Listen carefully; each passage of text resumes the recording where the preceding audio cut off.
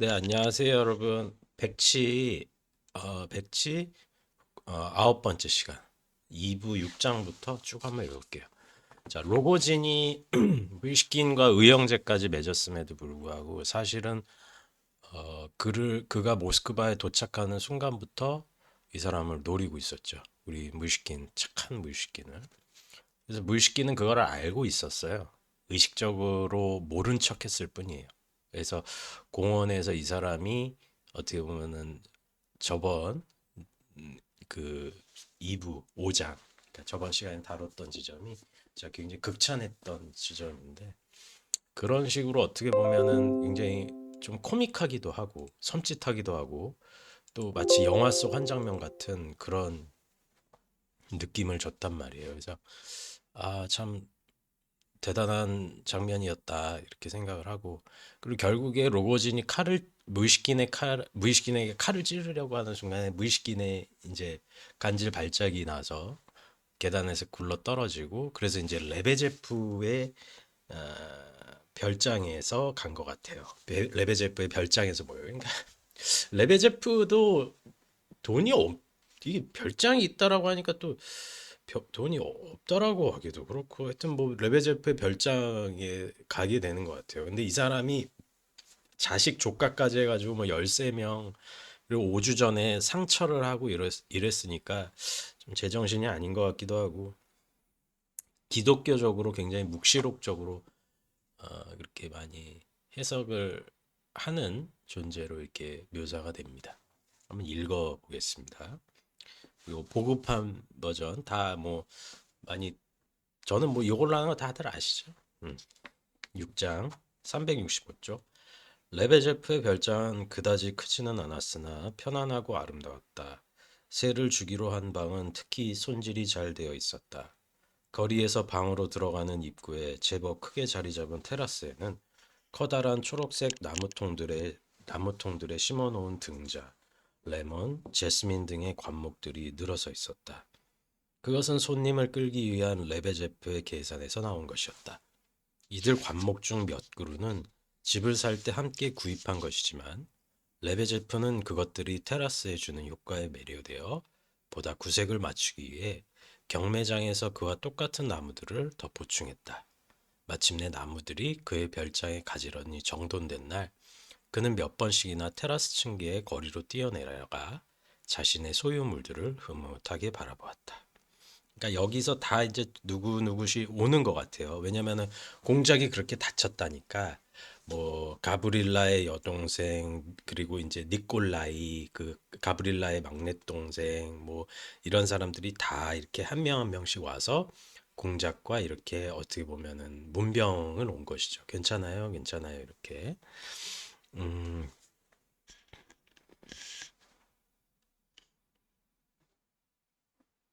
베라가 아이를 낳은 것 같기도 하네요. 조금 넘어가서요.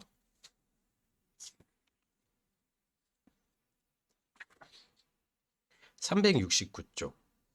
형제처럼 지내니까 우리가 동서지간이라고 농담도 받고 있습니다.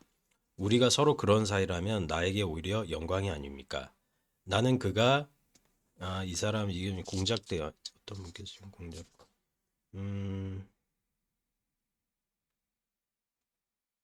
장군 얘기인 것 같아요. 뭐 이건 제가 누구 대사인지는 제가 정확하게 모르겠지만은 그 레베제프와 누가 이야기를 하는 건데 공작은 방금 내가 마치 비밀이라도 전해주려는 듯이 접근한다고 하셨지요. 아닌 게 아니라 비밀이 있어서였습니다. 어떤 분께서 지금 공작과 비밀리에 꼭 좀 만나고 싶다고 전해달라고 하십니다. 여기서 어떤 분이라는 거는 나스타샤예요. 왜 비밀리에 만나야 돼요? 그래서 레베제프가 이렇게 그러니까 레베제프가 이야기하는 것 같아요. 레베제프가 이건 레베제프의 대사예요. 레베제프의 입을 빌어서 나스타샤 필리포프나가 지금 공작과 만나게 됐다라고 이야기를 하는 거죠. 왜 비밀리에 만나야 되지요? 절대로 그럴 필요는 없어요. 내가 당장 오늘이라도 그분 댁에 가봐야겠어요. 절대 이게 공작의 대사예요. 왜 비밀리에 만나야 되죠? 그럴 필요 없다는 거죠. 절대로 그러시면 안 됩니다. 공작께서 이건 레베제프의 대사입니다. 공자께서 생각하고 있는 걸 그분께서 두려워해서가 아닙니다. 그 불안당이 공작의 건강을 물어보려고 매일같이 오고 있는 걸 혹시 아세요? 당신은 그를 이거는 그자는 로고진이겠죠? 당신은 로고진을 보고 불안당이라는 말을 자주 쓰는데 난 그 영문을 모르겠어요. 영문을 몰라 하실 게 전혀 없습죠. 레베제프가 변명한다.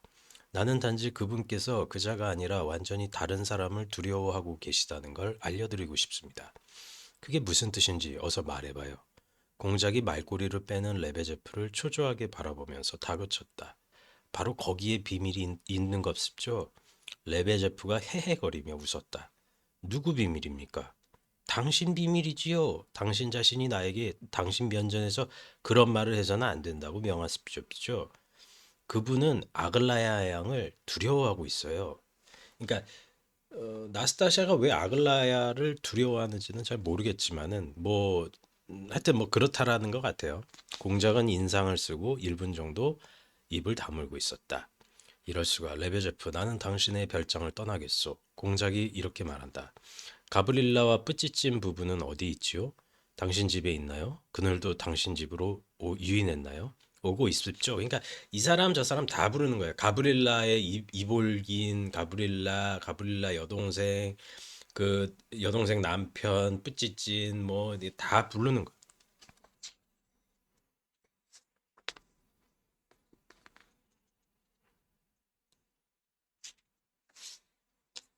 아, 374쪽. 그래서 옛반진 장군도 오고 왜냐면은 이제 공작이 뮤시킨 가문의 유일한 인물이잖아요. 그래서 그 옛반진 장군 부인하고 먼 고모가 되니까 그 먼 이제 고모가 되니까 이제 옛반진 장군 부인도 여기 찾아오겠죠. 이제 374조. 옛반진 장군의 별장에서 레베제프의 별장까지는 300보도 채 안 되었다. 그러니까 레베제프도 좀 돈이 좀 있는데 제가 봤을 때는 이제 그렇게 쓰다 보니까 뭐 쓰고 애들도 교육을 시켜야 되니까 조금 이제 힘들어졌다. 뭐 이렇게 봐야 될 것 같네요. 그러니까 옛반지는 돈이 많은데 레베제프의 별장과도 이렇게 거리가 떨어져 있지 않는 걸 보면은 뭐 이렇게 애들이 많으니까 돈이 많이 들었던 것 같아요. 자, 옛반진 장군의 별장에서 레베제프의 별장까지는 300보도 채 안 되었대요. 리자베타 프로코피예브나는 그러니까 옛반진 장군 부인이죠. 공작의 거처에 많은 손님들이 와 있어서 우선 불쾌한 인상을 받았대요. 말할 것도 없이 그 손님들 중에는 몹시 혐오스러운 사람들이 두서 명 있었다는 거예요. 두 번째 인상은 그녀가 생각하던 임종의 병상에서 죽어가는 사람 대신 건강하고 멋있게 치장한 웃음 띤 청년이 그들을 맞이하고 있었다는 거죠. 니콜라이는 그녀의 그러한 모습이 흡족스러웠대요. 니콜라이는 물론 그녀가 자기 별장에 떠나기 전에 아무도 죽어가지 않고 이렇게 이야기를 하고 있지만은 공작이 생각보다 멀쩡하니까 뭐 그렇게 뭐 묘한 기분이었던 것 같아요. 음. 그러니까 니콜라이가 여기서 상당히 뭐라고 해야 되냐면은 아주 역할이 굉장히 귀여운 것 같아요. 중학생 짤이고 중학생 뭐 이렇게 좀 큰 애가 그래도 분위기를 조금 이렇게 하는 것 같네요. 여기서는 이제 레베제프의 조금 헛소리와 이런 이야기가 많이 나오니까 조금 건너뛰겠습니다. 음, 380쪽 한번 읽어볼게요. 그러니까 무슨 상황인지 아시겠죠? 공작이 로고진한테 습격을 받으려던 그 즉각적인 순간에 공작의 간질발작이 일어났고 그러함으로 인해서 공작이 지금 레베제프의 별장에서 몸 요양을 하고 있고 레베제프가 이제 뭐 조금 나쁘게 좋게 얘기하면은 사람이 좋은 거고 나쁘게 얘기하면 이제 오지랖이 너무 넓고 사람의 사귀는 범위가 너무 크다 보니까 이 사람 저 사람 다 오고 있는 거예요. 뭐 가브릴라, 뭐 옛반진 장군 네 사람들, 그리고 뭐 레베제프 워낙에 그렇게 발 넓으니까 또 알고 있는 사람들, 공작에 대해서 궁금한 사람들, 뭐 나스타샤 필리포프나의 상황에서는 자기 남편이 지금 살인자 될 뻔했는데 저 사람은 어떻게 하고 있나 뭐 그리고 약간 또 마음도 있고 나스타샤도 그 뭐 아글라야는 공작 채가는 거 아닌가 하여튼 복잡한 상황이 다 레베제프의 집으로 다 모이고 있는 그런 상황이다. 380쪽. 공작의 주위에 모인 손님들의 상호관계는 조금씩 명확해져 갔대요. 공작은 물론 장군 부인과 딸들이 그에게 보여준 관심의 정도로 고맙게 여기고 있었고 완쾌되지 못한 그의 병과 늦은 시간에도 개의치 않고 오늘 중으로 즉 그들이 이곳을 찾아오기 전에 이미 그들을 방문할 생각이었다고 진심으로 말했대요. 장군 부인은 손님들을 흘끗 바라보고는 지금이라도 그런 계획을 실천할 수 있다고 말했습니다. 뿌찌찌는 예절 바르고 상대방을 공경할 줄 알았기에 레베제프가 쓰는 안채로 향했고 레베제프는 곧 따라가겠다고 약속을 했고요. 바르바라는 레베제프의 딸들과 얘기하느라고 남아 있었습니다. 그녀와 가브릴라는 아버지인 이볼긴 장군의 퇴장을 기뻐했고요. 그를 머리부터 끝까지 바라보던 그 누구야? 가브릴라도 와 있었네요. 그랬더니 이제 장군 부인이 쭉 이렇게 봤다라고 하는 것이죠. 그리고 가브릴라가 조금 진중해졌다라는 거를 아글라야가 좀 알아차리고 저 사람이 나스타샤가 주는 그 7만 5천 루블을 이렇게 버렸다라는 것에 대해서 어떻게 보면은 조금 이제 저 사람의 인격을 높게 보기 시작했던 것이죠. 음, 그러니까 아글라야도 보통 얘기는 아니에요. 381쪽. 아글라야 환한 언동 속에는 그녀는 자주 화를 냈대요. 언제나 차갑고 심각한 얼굴 표정과는 상관없이 어설프게 자신의 감정을 숨기고 있는 성질 급한 초등학생 같은 구석이 있었다. 그래서 그러니까 왜 이렇게 막 그런 사람도 있잖아요. 그러니까 그러니까 이게 참 저 이런 제 얘기를 뭐 어떻게 들으실지는 모르겠지만은 이게 음 그냥 뭐 솔직히 얘기해서 그냥 아름다운 외모를 가지신 분들이 있잖아요. 뭐 여성분들에게서 이제 굉장히 아름다운 외모를 가지신 분들이 굉장히 어떤 입장에서는 그러니까 이거는 뭐 제가 뭐 조심조심 이야기는 해야겠지만은 그러니까 이 그러니까 아글라야가 보통 여자가 아닌데 똑똑하기까지 한데 굉장한 미인인 거예요. 그러니까 이 사람이 가지고 있는 그 프라이드나 그 자기 뜻대로 안 됐을 때의 그러니까 모든 게 자기가 태양처럼 비너스처럼 빛나야 되는 거야. 그러니까 이 여자가 가지고 있는 특징이 그거거든요. 근데 그게 어떤 의미에서는 참 살기가 힘들어요. 그렇게 살면 참 마흔 간 넘지는 않고 이제 42인데 저도 42살짜리가 뭐 인생 다 산 것처럼 뭐 이렇게 뭐 도사처럼 이야기를 하는 것도 좀 건방질 수가 있으시겠지만은 사실 그런 것 같아요. 그러니까 사는 것 자체가 그렇게 다 즐겁지는 않은 것 같아요. 그러니까 너무 예뻐도 힘들고 물론 이쁘면 좋지. 잘생기면 좋지. 똑똑하면 좋지. 아예 그 좋은데 그래도 사실은 본질적인 의미에서 그렇게 그런 거는 많이 이렇게 인간이 가지고 있는 근본적인 불안이라든지 이런 공허함 같은 거는 이게 해소가 근본적으로 안 되는 것 같아요. 그러니까 이쁘다고 해서 잘생겼다고 해서 돈 많다고 해서 그러니까 뭐 제가 이렇게 올리기도 올렸지만은 뭐 네, 뭐 쓸데없는 얘기. 어쨌든 아글라야는 정말로 화를 냈지만 그럴수록 그녀의 귀여움이 배가 되었대요. 아 짜증나. 그러니까 이쁜 애들은 화를 내도 이쁜 거야. 귀엽고 그게 너무 이제 진짜 뭐 허여운 거예요. 그녀의 당황한 표정과 자신의 그러한 모습을 참지 못하는 그녀의 태도가 너무 잘 어울렸대요.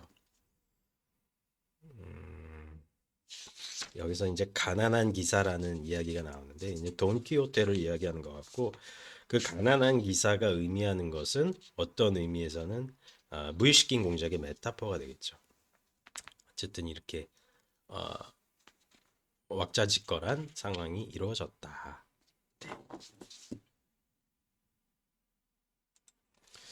조금 많이 건너뛸 건데요. 그 중간 부분도 꽤 의미가 있는 부분이 있으니까 책이 너무 오래돼서 그런지 많이 꺾이네요.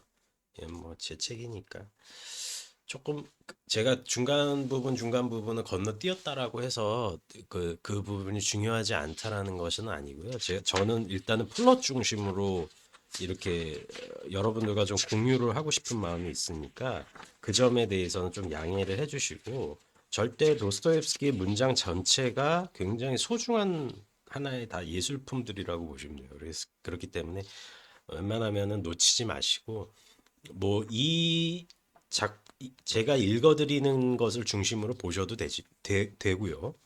왜냐면 너무 길기도 하고 그냥 이렇게 뭐 지하철이나 이렇게 이동하실 때 아니면 뭐 집안일 하시거나 이러실 때 뭐 이렇게 들으셔도 되고 뭐 학생분들은 공부용으로 이렇게 들으셔도 되고 근데 가급적이면 이제 독서 체험을 통해서라면은 뭐 이런 거는 방학이나 어떻게 보면은 여행을 이렇게 가실 때 요거 한 권 가지고 가셔서 편안하게 이렇게 책하고 같이 이렇게 시간을 보내시는 것도 나쁠 것 같지는 않고 뭐 그런 다음에 제 유튜버를 통해서 이렇게 보시면서 이렇게 상황 파악하시면서 읽으셔도 괜찮고요.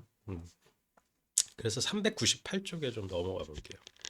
그러니까 공작에서 이제 이상한 사람들이 등장을 하기 시작을 해요. 자, 5사람이 테라스로 들어왔다. 그중 4명은 낯설었고 그들 뒤로 몹시 열이 나 있는 이볼긴 장군이 흥분을 하여 심한 발작을 일으키는 듯 고래고래 소리를 질러대며 들어왔다. 공작은 미소를 지으며 이 사람이야말로 틀림없이 내 편이구나라고 생각했다. 니콜라이도 사람들과 함께 미끄러지듯이 들어왔다. 그는 방문객들 사이에 있는 이폴리트 이제 나오죠. 얘가 이제 로고진이 육신의 악마라면 얘는 부정과 회의의 악마다 이렇게 보시면 돼요. 이폴리트는 그의 말을 듣고 빙그레 웃었다. 공작은 손님들을 자리에 앉혔다. 그들은 모두 미성년의 애송이들이어서 예절을 갖춰 이들을 맞아들이는 게 우스울 정도였다. 예를 들어 새로운 사건을 전혀 이해하거나 눈치채지도 못했던 예빤찐 장군은 그처럼 새파란 아이들을 보고 노기를 띠기까지 했다. 만약 아내가 공작의 특별한 이해관계에 이상하리만큼 블라블라블라 좀 넘어갈게요. 어쨌든 간에 예빤찌는 이제 화까지 냈다는 거죠. 하지만 4명의 애송이 방문객 중에는 30살 가량 되어 보이는 사람이 한 명 있었는데 그는 로고진의 무릿속에 있던 복서로 부탁을 하는 사람들이 있을 경우에는 15루블을 받고 권투 지도를 해주는 퇴역 중이었다. 좋게 얘기하자면 건달이죠. 그가 이 청년들을 따라온 것은 진정한 친구 자격으로 그들의 사기를 복돋아주고 필요한 경우 지원을 해주기 위해서라는 것을 알 수 있었다. 나머지 3명 중에서 주도적 역할은 자신을 안찌프 브루도브스키라고 소개한 일명 파르시체프의 아들이라고 불리는 자가 맡고 있었다. 얘가 아마 제가 정확하게 이제 또 설명을 드리겠지만은 이놈이 이제 준 바본데 공작의 유산을 뺏으려고 하는 사람이에요. 그러니까 공작의 후견인이 공작에게 그거를 남겼잖아요. 유산을. 근데 그 죽은 그 사람이 공작에게 유산을 남긴 사람이 자신의 아버지라고 속이려고 온 거예요, 지금. 그리고 이 나머지 패거리들은 그런 공작을 기만해서 공작의 돈 자체를 다 쟁취하려는 거예요.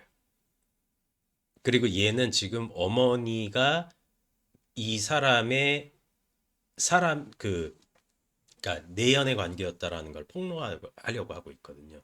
그리고 아버지도 그걸 알고 있었다라고 이야기해요. 그러니까 자기 부모를 어떻게 보면은 굉장히 모독하는 행위죠, 이게 지금. 그런 행위까지 하면서도 돈을 지금 쟁취하려고 한 거예요. 이 패거리들하고 같이. 무슨 얘기인지 아시겠죠? 그러니까 이 작품이 절대 악령보다 순한 작품이 아니라는 게 뭐냐면은 정말 만만하고 선하고 어떻게 보면 바보 같은 한 명의 누가 있다라고 하면 정말 백치라는 사람이 있다라고 하면 우리는 과연 그 백치와 같은 선한 사람에게 어떻게 보면은 우리가 그 사람을 뭐야 정말 아무런 이해 관계 없이 그 사람과 삶을 같이 좋다 할 수 있을까라고 사실 우리한테도 묻고 있는 거거든요. 우리가 굉장히 힘이 들어. 우리가 지금 뭐 그렇게 여유 있는 상황이 아니야. 근데 여기 내 옆에 정말 만만한 사람이 있는데 돈이 수백억이 있고 나는 이 사람한테 내가 조금 굽실굽실 되면 돈이 나와. 그럼 안 하겠느냐고 사실 묻고 있는 건데 이 정도까지 자기 자신과 자기 자신을 속이는 것을 넘어서 자기 부모의 과거를 모독하는 짓.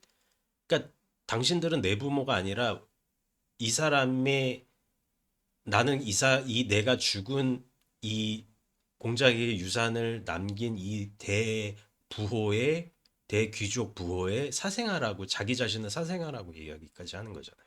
그러니까 이런 정도에까지 사람이 타락을 한다라는 지점을 도스토옙스키가 지금 짚고 있는 거예요. 그래서 온 거예요. 레베제프의 집까지.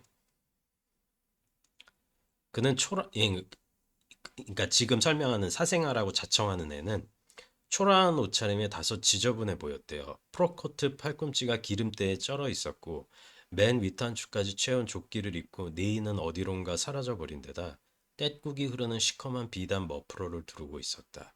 얼굴은 여드름 투성이다 손은 전혀 씻지 않은 채였고 머리털은 희뿌연했다. 게다가 시선은 표현이 적절할지는 모르겠지만 순진하리만큼 뻔뻔스러워 보였다. 나이는 22살쯤 되어 보였고 몸은 말랐지만 키는 작은 편이 아니었다. 그의 얼굴에는 어떠한 냉소나 자성의 빛도 없었다. 반대로 자신의 권리에 대한 자아도취의 빛이 어려 있었고 다른 한편으로는 자기를 언제나 모욕당하는 자로 여기고 싶어하는 무언가 이상한 바람이 엿보였다. 그러니까 이것도 사실은 제가 뭐 한 문장 한 문장을 이렇게 넘기고 아까워요. 저도 이렇게 건너뛸 때는 아까운 게 뭐냐면은 이런 지점에 대해서 저는 사실은 제가 계속해서 그러니까 영국 공리주의자들이나 어떻게 보면은 쾌락주의가 뭐 그렇게 뭐 육체적인 쾌락 이런 게 아니라 정신적인 입장에서의 쾌락 있잖아요. 내가 평안한 상태, 내가 이렇게 마음이 이렇게 좋은 상태, 어떤 뭐 공리주의적 상태, 뭐 좋게 얘기하면 스토아 학파에서 이야기하는 뭐야 이렇게 마음이 이렇게 평정한 상태. 그러니까 그런 상태에서 도스토옙스키는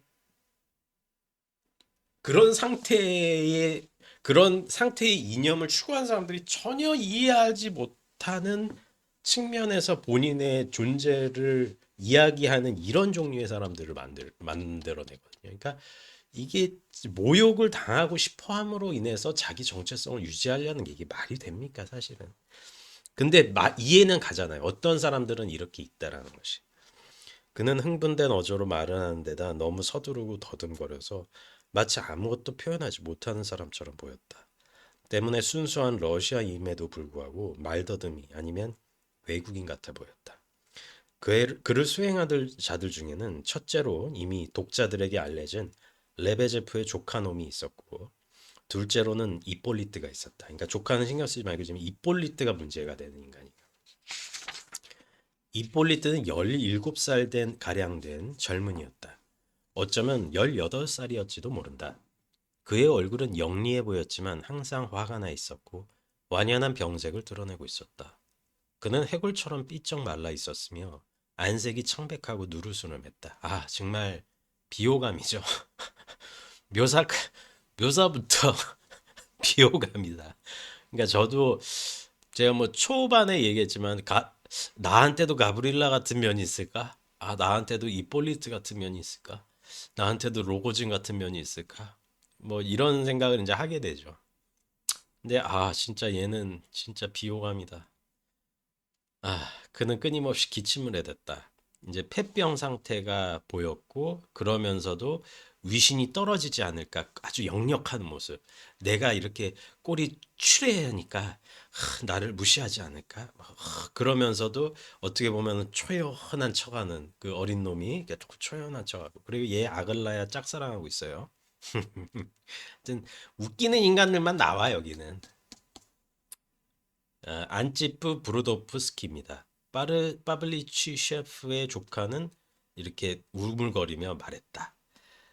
블라미르 도코렌토라고 합니다. 레베제프의 조카는 도코렌토라는 것이 자랑스러운 듯이 이렇게 말했다. 깰레르요, 이폴레트 찌리체프요. 이렇게 이야기를 했죠. 이봐, 거짓말해봐, 말짱할 거야, 우리는 속지 않아, 뭐 이렇게 우리는 속지 않아, 우리는 속지 않아, 뭐 이런 식으로 이야기를 하고 있는 것이죠. 그러니까 공작도 알고 있어요. 그러니까 이렇게 자기가 자기에게 유산을 상속해준 그 대귀족 그 후견인에게 있어서 자기를 그 사람의 사생아라고 자청하는 어떤 존재를 알고는 있어요. 공작도. 어, 한번 읽어볼게요. 자, 401쪽부터 이제 공작이 얘기합니다. 아, 여기 와주셔서 고맙습니다. 나는 오늘까지 몸이 아팠죠. 그리고 공작은 그 사생아를 자처하는 그 사람을 보면서 얘기를 해요. 당신의 문제는 이미 1개월 전에 가브릴라 이볼긴에게 위임했습니다. 거기에 대해서는 즉시 당신에게 통지를 했지요. 그렇다고 지금 내가 개인적인 해명을 피하려는 건 아니에요. 단지 때가 때이니만큼 잠깐 여기서는 이야기하지 마시죠. 친구들이라 좋을 대로 하세요. 레베제프의 조카는 완강한 어조였지만 나지막하게 말했다. 그러니까 참 악마들밖에 없는 것 같아요. 지금 이 공작, 그러니까 로고진이라는 인간도 칼을 휘두르려고 했고, 지금 유산을 공작한테서 다 뺏으려고 하고 있고, 하여튼 하지만 우리들을 보다 정중하게 대해 주셨으면 좋겠소. 하인방에서 2시간씩 기다리게 하지 마시고, 물론 나도 공작의 방식이군. 나는 당신의 하인이 아니요. 나는 몹시 흥분해 있던 안치프 브루도브스키는 그 사생아를 자청하는 자는 갑자기 입술을 떨며 모욕당해 분한하는 듯한 목소리로 침을 튀기며 투덜거렸다. 그는 당장이라도 온몸이 터져버릴 것 같았다. 그러나 몹시 서둘러 말하는 바람에 10마디째부터 무슨 소리를 하는지 알아들을 수가 없었다. 공작은 다 그런 거라고! 입볼리트가 날카로운 금속성의 목소리로 외쳤다. 그러니까 요놈이 제일 문제예요. 만약 나한테 이런 일이 벌어졌다면, 그리고 이제 파이팅 넘치는 그 복서 깰레르, 다시 말해 나한테 이런 일이 직접적으로 연관되었다면, 내가 브루도브스키의 입장이었다면 너는 신사로서 그냥 막 이렇게 막 한방 하겠다 뭐 이런 겁니다. 여러분, 나는 여러분이 여기에 오셨다는 것을 겨우 1분 전에야 알았습니다. 공작이 해명한다. 레베제이프의 조카놈이 말합니다. 공작, 우리는 권리가 있어. 그런데 당신은 어떤 권리를 가지고 있는지 묻고 싶소. 이폴리트가 극도로 화가 난 소리로 말했다. 이 사생아 친구, 그러니까 사생아 친구라고는 안 하고 제가 그냥 사생아라고 얘기를 할게요. 사생아 자청하는 자. 사생아 자청하는 친구의 문제를 당신 친구들의 판단에 맡기는 거요. 그들의 재판이 무엇을 의미하는지 명료하기 때문이요. 하지만 이게 사생아 씨라고 하기도 그렇고 브루도프스라는 이름이에요. 방금 제안했듯이 조금만 기다려 주시오라고 얘기했지. 그랬더니 나는 당신은 권리가 없어, 권리가 없어, 권리가 없어. 그 사생아를 자청하는 자가 더듬더듬하면서 말을 하고 있는 거죠. 당신은 권리가 없어. 그는 이 말을 하고 잠잠해졌다. 마치 혀가 끊어진 것 같았다. 그는 그 사생아를 자청하는 자의 굵은 핏줄이 벌겋게 드러난 툭 붉어져 나온 근시안을 동그랗게 뜨고 온몸을 앞으로 내밀곤 대답을 기다리듯 공작을 빤히 쳐다본다. 이에 공작은 너무 놀라서 입을 다물어 버리고는 휘둥그렇게 뜬 눈으로 상대방을 바라본다. 레프 니콜라예비치, 이제 무이시킨, 이걸 읽어봐요. 장군 부인이 말하는 거예요. 그녀는 유머 주간지 한 장을 내밀며 손가락으로 어느 기사를 가르쳤다. 옛반찐 부인은 그것을 읽고 경악과 흥분을 감추지 못한다. 무슨 내용일까요? 그러니까 굉장히 그러니까 이것도 어떤 의미에서는 좌파에 대한, 저는 우파 좌파도 아니에요. 우파 좌파도 아닌데 도스토옙스키는 우파였어요. 아주 지독한 우파로 바뀌어 버렸어요. 그러니까 이 점에 있어서 도스토옙스키 연구자 선생님들이 어떻게 입장을 취하실지는 모르겠는데, 그러니까 사실은 헤겔 같은 경우도 처음에는 굉장히 진보적이고 좌파적인 입장이다가 어떤 입장에서는 조금은 이제 우파로 바뀐 지점이 있거든요. 그러니까 우파가 됐다라고 해서 저 사람이 예전에 자기 신념을 버렸다 이게 아니라, 그러니까 어떤 의미로 보면은 우파가 됐다라는 것은 자기 목숨을, 역시 좌파들이, 진정한 좌파나 진정한 우파는 자기 목숨 이전에 자기의 원칙을 지키는 거고 어떻게 보면 자기의 이념에 자기 목숨을 초계처럼 던질 수 있는 사람들이에요.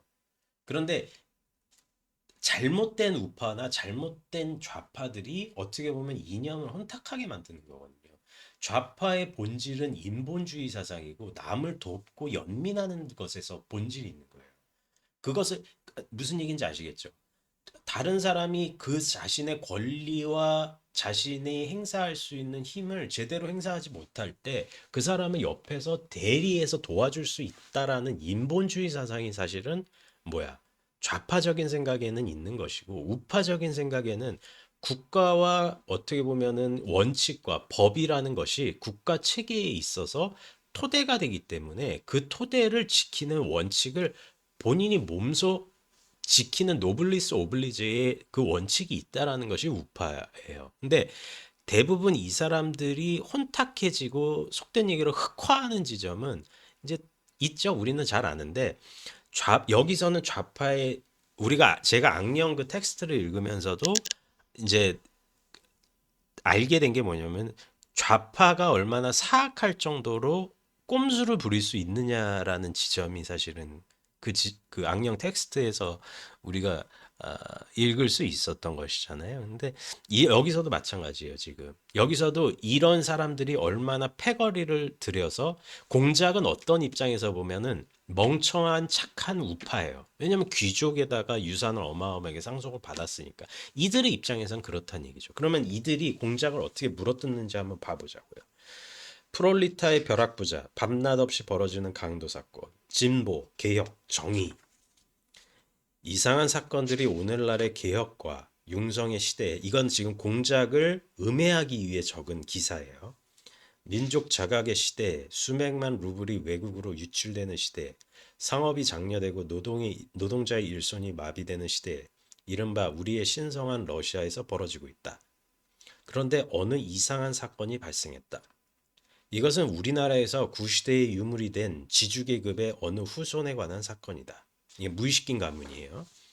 그 후손들의 어떤 할아버지들은 도박장의 룰렛 게임에서 전 재산을 날리고 아버지들은 어쩔 수 없이 군에 입대해 예비 사관이나 중위로 복무를 하다가 공금을 잘못 관리하여 군법에 회부되어 결국에 죽어가곤 했다.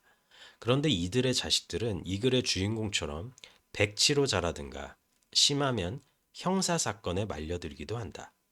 그리고 이런 후손들로 인해서 우리 시대가 오염되는 것이 수치스럽다. 우리의 후손은 이건 무의식긴을 얘기하는 거예요. 반년 전쯤에 겨울에 외국신 각반을 착용하고 홀겹 망토로에 몸을 떨며 백치 증세를 치료받던 스위스에서 러시아로 돌아왔다. 고백컨대 그는 커다란 행운이 뒤따랐다. 백치를 치료하다니 상상이 되는가? 그는 바보에게 복이 온다라는 러시아 속담을 실제로 입증할 수 있기 때문이다. 독자 스스로 판단해 보기 바란다. 여기 아버지가 죽고 갓난아이가 남아있다. 그런데 그 아버지는 중위로 복무하며 중대의 공금을 도박장에 탕진했다. 인간 말종이죠. 부하를 심하게 구타한 죄로 군법에 회부되어 죽게 된다. 갓난아이는 부유한 러시아 지주 중 한 사람에게 자비를 얻어 길러지게 된다. 그리고 그 자는 4천 명의 농노를 소유하고 있었다.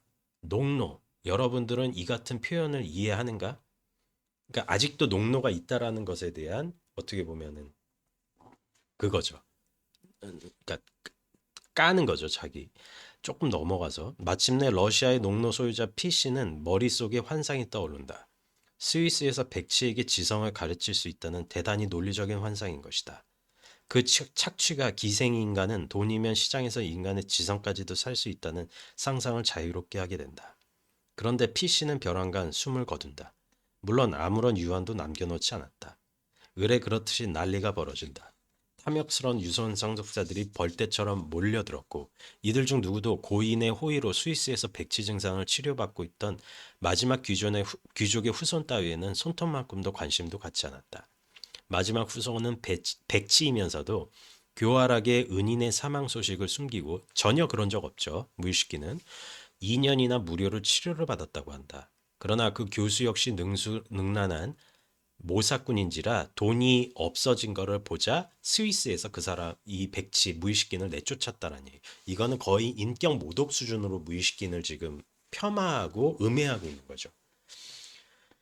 이 모든 것이 스위스에서 백치 증상을 치료받았던 우리의 남작에게 돌아왔다. 어마어마한 그 수백만 루블이. 그렇게 되니까 사람들의 태도가 돌변한다. 각반을 차고 낡은 구두를 끌고 다니며 남의 첩인 어느 미모의 여인을 쫓던 우리의 남작주의로 엄청난 친구들이 모여들었다. 여기서 남의 첩은 나스타샤죠. 심지어는 친척들이라고 자청하는 자까지 나타났다. 그래서 그러니까 이건 완전히 음해고 모독이고 인격 살인을 하는 거죠, 지금. 이건 도무지 납득할 수 없는 말이야. 옛반진 장군이 몹시 분노하여 외쳤다. 그만하게, 니콜라이. 그러니까 니콜라이가 읽고 있었군요. 그러니까 니콜라이가 이제 읽고 있었다는 거네요. 그러니까 뭐 누가 읽느냐가 중요한 게 아니라 여기서는 지금은 어마어마하게 지금 혐오스러운 지금 음해 기사라는 거죠. 그런데 계속 이어져요. 그런데 이 벼락 부자는 하늘을 훨훨 나는 듯한 기분에 빠져 있을 때 그 예기치 않은 일이 벌어졌다. 실제로는 고인이 된 PC의 친자였다. 그게 지금 막 나는 그 뿌찌찐 막 이러는 애. 막 그게 호세칸이었던 PC는 젊은 시절에 정숙하고 가난했지만 유럽식 교육을 받았던 한의와 통정을 한 후 불가피하게 벌어진 가까운 장래를 예측하고 이 아가씨를 오래전부터 사랑해왔던 괜찮은 사람인 어느 하급 상인에게 시집 보냈다. 처음에 PC는 이들 신혼부부를 도와주었다. 그러나 마음이 곧았던 그 신랑은 곧 도움을 거절했다. 그 후 얼마의 세월이 지나자 PC는 조금씩 그녀와 자기 사이에 낳은 자기 아들을 망각해갔고 그 다음에는 잘 알려지지 않은 이런 방구도 없이 세상을 떠난다. 그런데 결혼 후 태어난 PC의 아들은 어머니의 정직한 남편의 친자로 입적되었다. 그러나 의붓아버지가 사망하자 그 아들은 변변치 않은 재산에 발을 못 쓰는 병든 어머니와 함께 멀리 떨어진 어느 시골에 남게 되었다. 그는 굉장히 힘들게 살았다. 그리고 당연히 그 돈은 백치인 무의식인이 아니라 그 PC의 친아들에게로 돌아가야 했었다라는 얘기예요. 그러니까 이게 이게 지금 어떻게 보면은 참 어떤 반응까지 일어나는지 봐볼게요. 410쪽. 그러니까 풍작시까지 나와요. 레프는 슈나이더의 망토로 5년 동안 가지고 놀면서 할 일 없이 시간만 때우다 각반 달린 신발을 끌고 귀국하여 100만의 유산을 받곤 하느님께 기도를 드리고 학생들의 돈을 약탈했다네. 그랬더니 반응이 어느 정도까지 나오냐면은 니콜라이는 이 기사를 다 읽자마자 잡지를 재빨리 공작에게 남겨준 뒤 한마디 말도 없이 구석으로 부랴부랴 달려가 몸을 숨겼다. 그리고 두 손으로 얼굴을 가렸다. 그는 참을 수 없이 수치스러웠다. 아직까지 더러움에 익숙해 있지 않은 그의 소년다운 표정은 형언할 수 없을 정도로 분노에 차 있었다. 그에게는 모든 것을 일순간에 붕괴시켜버린 심상치 않은 사건이 터진 것처럼 보였다. 그래서 어떤 반응까지 도스토옙스키를 쓰냐. 그런 기사를 읽었다는 한 가지 사실만으로도 그 자신이 그러한 사건의 원인이 되지는 않았을까 하는 마음까지 들었다. 그러나 모두들 그와 비슷한 심정을 갖고 있는 것 같았다. 옛반진의 딸들도 부끄러워서 어찌할 바를 모르고 있었으며 장군 부인은 끌어오는 분노를 지독하게 참고 있었다. 어쩌면 공작의 사건에 휘말려든 것을 지독하게 후회하고 있는지도 몰랐다. 지금 그녀는 입을 다물고 있었다. 공작은 지나치게 수줍은 사람들이 그와 비슷한 경우에 당하는 느낌을 그대로 겪고 있었다. 그는 타인의 행동과 젊은 방문객들의 행위가 너무나 부끄러워 처음 한순간에는 그들을 쳐다보기가 겁이 날 정도였다. 어, 좀 많이 건너뛰었는데 다음 시간에 이렇게 본문 내용은 읽어보도록 하고요. 참 이 소설도 제가 저는 가장 순수 재미만 따지면은 그러니까 중독성으로만 따지면 죄와벌이 가장 재밌게 본 것 같은 느낌도 있고 그리고 철학적으로는 악령이 굉장히 재밌게 봤어요.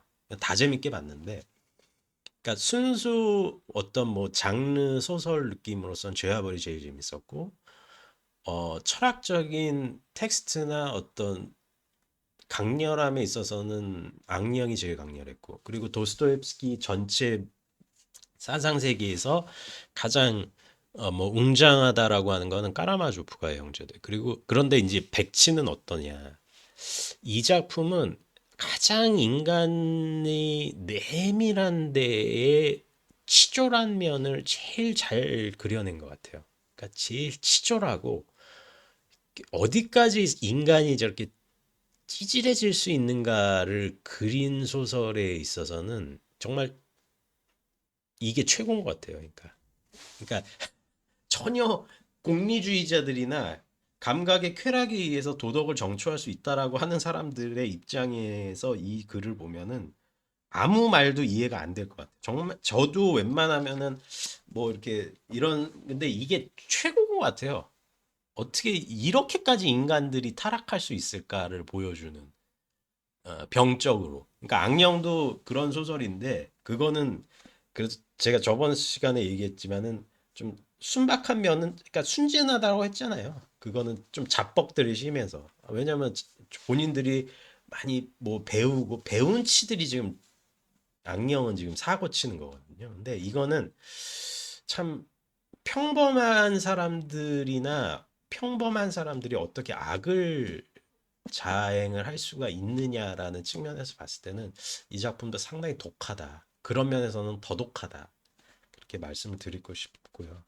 오늘 다룬 내용은 공작이 다쳐서 로고진 때문에 죽을 뻔하다가 머리가 이제 다쳐가지고 레베제프의 집에 있었는데 여러 인간들이 참 진상들이 와서 공작을 괴롭혔고 막판에는 공작을 이 정도까지 모독하고 그리고 그것까지는 뭐 그렇다 쳐도 자기 부모의 삶까지 모독하는 정말 찌질함의 극한인 사생아 자처인에다가 그 옆에는 이폴리트, 깰레르, 독고렌트 뭐 이런 인간들이 와서 공작을 거의 인격 살인을 하려고 하는 장면까지 읽어봤습니다.